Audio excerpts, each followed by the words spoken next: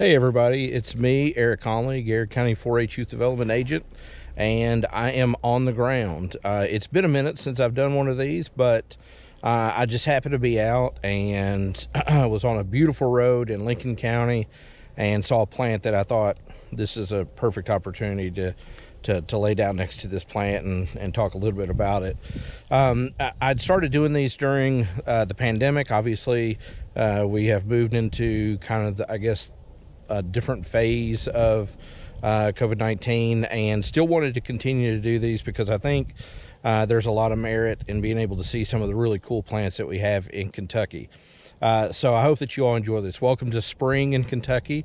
Today it's going to be, the 60 degrees or whatever. And I think tomorrow's going to drop down in the 50s. A couple of days ago, it was in the 20s. So such is the nature of Kentucky. But the plant that I'm looking at today, this is called walking fern. Okay, so I'm going to have to do a little bit different camera work with you today. So the walking fern is actually the one that's right here in front of the camera. So I'm going to pick this up and kind of turn it around and let you all take a look. Okay, so this is the walking fern here, and this is a really cool plant. So let's do some etymology, some word history. The scientific name for this one is Asplenium rhizophyllum. Okay, Asplenium comes from the Latin word which means without spleen, and then rhizophyllum actually means root leaf, and we'll get into that in just a second. So the family for this one is Aspleniaceae. It's the spleenwort family.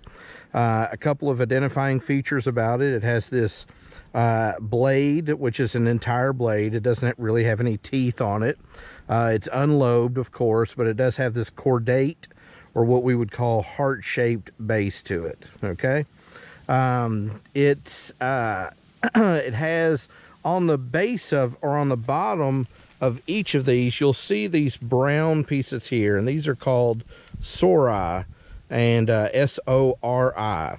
And they are the this is where the sporangia are found, because this is a type of fern. So this is where the sporangia are found, and they actually use those sporangia to reproduce. But they reproduce in two different ways, and this is really cool. This is the cool part of it. So walking fern, the reason it's called walking fern is it loves these areas like you see here, these rocky, mossy areas, loves like limestone areas, and so you'll see them a lot of times in these north-facing slopes, mossy rocks, and things like that. So a lot of cool things love these areas. Anyway, so this plant grows on there, and what it does is it actually, and here's one that's actually doing it right here, is it sends out this long tip. Okay, so you see the leaf here.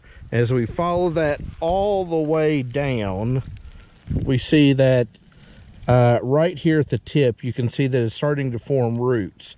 So what happens is this tip, once it gets to, and it finds fertile area, it will bury itself in the moss and then some of that good soil that's that's starting to be broken down by that rock, and it will replant itself, and then another plant will grow out of that. So that's one way that it reproduces.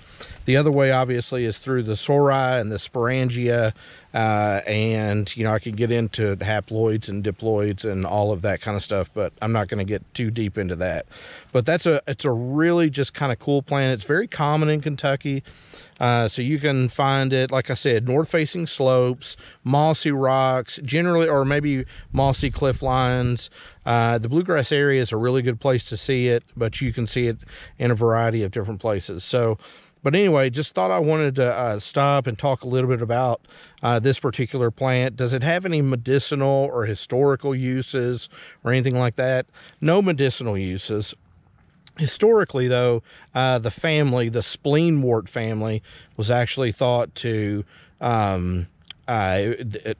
historically, anything that looked like a part of the body, it thought that it was a cure for whatever might be affecting that. So those sori, the things that we looked at underneath there, they thought that had a spleen shape to it, and so that spleen shape, they thought, well, that obviously cures spleen. So when you hear somebody say, you know, the spleen wart, well, they thought that it cured something that was going on with the spleen.